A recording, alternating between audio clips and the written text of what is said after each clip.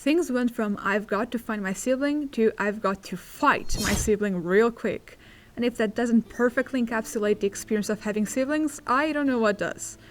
Tensions have been rising between the twins for a while. They are just too different. Their ideologies don't match. The Abyss twin keeps on putting plans into motion, and the Traveler keeps on sabotaging them. But they didn't manage to foil what was arguably the Abyss Order's most important plan, the construction of the Loom of Fate. And now that it is complete, the Abyss twin is about to make it everyone else's problem. Most of all, the Travelers. Because here's the thing, I believe that the twin is trying to prevent the Traveler from meddling in their business by giving them a place in this world, by stealing their descender status. They said it themselves, the Traveler always wants to change fate, but they cannot allow them to do so this time. And who could be better equipped to defy fate than a descender, a being who is capable of transcending Tevat's laws? No one. So the solution is simple. Allow Irminsul to recognize them and record their history. Maybe get them a nice constellation in their own little corner of the fake sky, and boom, descender power's gone. It's theoretically possible too. If the Traveler's memories are to be believed, and they likely are because the sibling hints at sharing those, the Abyss twin is also an Outlander, and given that they are siblings and how similar they seem to be in terms of their powers, they should also be a descender. But they are not. Irminsul began recording them during the Cataclysm, so it's likely that descenders can lose their status. How did it happen with the twin? We don't know. It's possible that they weren't ever a descender to begin with, but it seems unlikely. However, if they are truly planning to steal the Traveler's descender status, I have an idea as to how they would do it. You see, Irminsul is like the control center of Tevat. Fate is carved into it, its fruits are probably fake stars that dictate the fate of pretty much everyone in this world, and it controls the people's memories. They say that history is written by the victors, but in Tevat, it's written by Irminsul. It's like a supercomputer, and although it does look technological in nature, it's still a tree. And like every tree, it needs a root system to retrieve the nutrients and water it requires. Those roots are the ley lines, which collect memories, souls, and elemental energy so that the silver tree can record all of it. And here lies the problem. The Traveler, being a descender, is invisible to the ley lines and immune to their rules, thus being unable to be recorded. But if you recall, the Night Kingdom, constructed from the remnants of Natlan's ley lines, was unable to record the memories of any outsiders. And yet, the Lord of the Night found a workaround for this limitation by giving the Traveler the Pilgrim's Chronicle, which would record their deeds in the ley lines' stead. This item was then used to forge the Traveler's ancient name, Tumaini, which is now capable of recording their deeds and passing them down. Meaning that the ley lines, made by heavenly principles, are incapable of recording descenders, but their rules can be bent. So if someone, say a certain Abyss prince or princess, was to weave new ley lines of their own, who's to say they couldn't create their own rules to allow everyone to be recorded? The potential seems to already be there. We still have no idea what exactly the Loom of Fate can do, but I'm going to hazard a guess and say that it probably doesn't simply create more ley lines that do exactly what the ones made by heavenly principles do, especially because those were created to protect Tevat from the Abyss, and this is the Abyss Order we are talking about. But also, why lend a hand to your enemy? Whatever the end goal is here, I expect these new ley lines will be different, so them being able to record the Traveler is a possibility, especially when you consider the title of this quest. A space and time for you, which could be a poetic way of saying that the Abyss twin is going to give the Traveler a place in this world by making them a part of it, instead of being an alien that interacts with it, but is still separate from it at the end of the day. But when I look at the description of the quest, I can't help but think there is more to it. It reads, "The end of a journey is also its beginning. Time is meaningless. You and I are clearly looking at the same view. Space is meaningless. Until your destiny and mine collide and twine all those threads together." So, first of all, this is clearly narrated by the twin. It's their perspective on their journey in Tevat and that of their sibling. And at first glance, it doesn't seem too weird. The end of a journey is also its beginning could simply be referring to the fact that their journey started in Conria, and that's where the Travelers will end. That's where they will be reunited. Or so we hope. Time and space being meaningless also makes sense because this is how the Abyss Prince or Princess see the world, and what is the Abyss if not a distortion of time and space? What without the abyssal rifts and time dilation?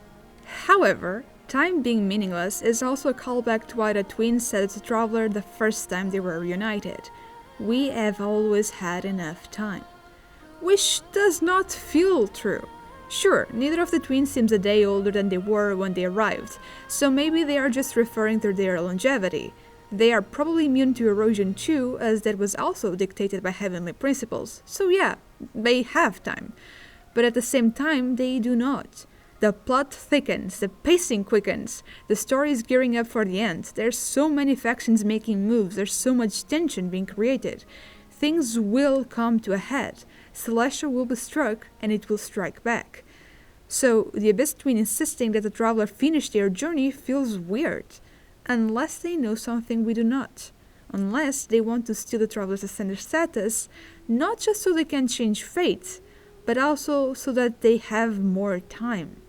You all probably know about the theory that Tevat is stuck in a Samsara by now. It honestly feels wrong to call it a theory at this stage, especially when the game has hinted at it from the very beginning through the Tiara of Frost and keeps on piling on evidence. I think the real question at this point is whether the Samsara cycles simply refer to different cycles of Tevat's history, or if each cycle encompasses the entire history of the world, at the end of which it resets and begins anew. Personally, I'm in the second camp. I've talked about this at length before, but that's not the objective of this video, so just roll with this assumption with me for a bit, okay? Because I've noticed something really interesting.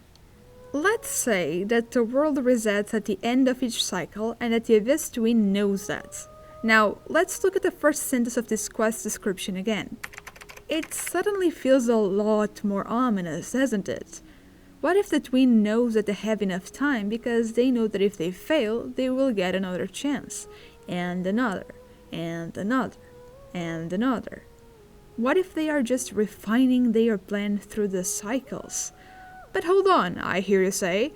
If the twin isn't a descender, if the world gets reset, their memory should get reset with it, right?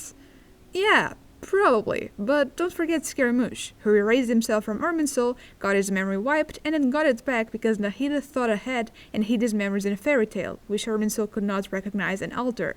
The tree can be fooled. There's something I never thought I'd say.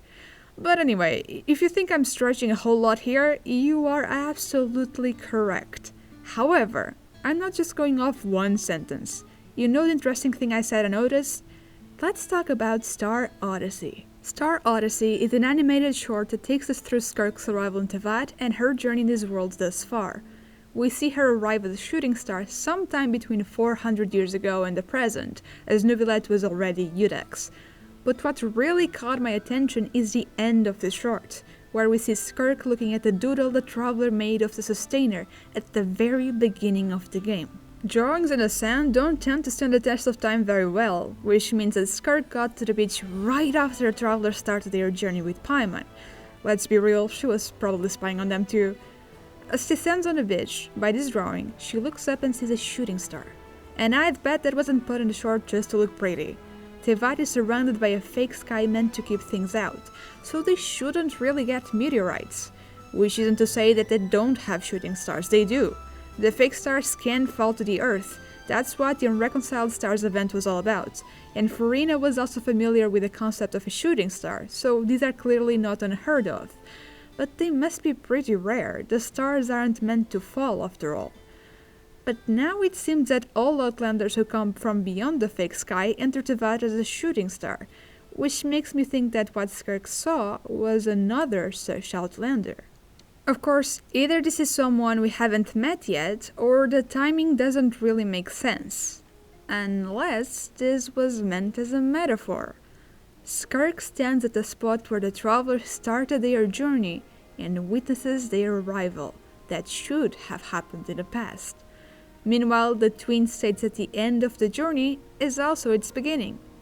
What if this is hinting at the Traveler having to restart their adventure if they lose their ability to change fate? What if this symbolizes them getting stuck in the Samsara too? Of course, this is pure conjecture and should be treated as nothing else. But man, I'm excited for this update, and speculating is just too much fun. So join me in speculating in the comments. Are you excited for this new phase of Genshin, or are you on the fence or even unhappy with it? I've seen a lot of mixed receptions, but personally I'm hopeful. And I am in need of a little hope after Natlan. That's kinda ironic, what with Tumaini and all that. But anyway, it's been so long since I last posted, and I'm so sorry. Life has a way of ruining my every plan, I swear to God. A lot of stuff changed, I had to work through a lot of work-related and personal problems, and the Genshin burnout did not help. So, if you're still here, I am so sorry, and you are the GOAT for sticking around. Things seem to have stabilized, and I'm excited for Genshin, so hopefully I'll start uploading regularly. I promise I'll do my best. And that's all for today. My name is Blue, and I'll see you in the next video. Safe journey, travelers!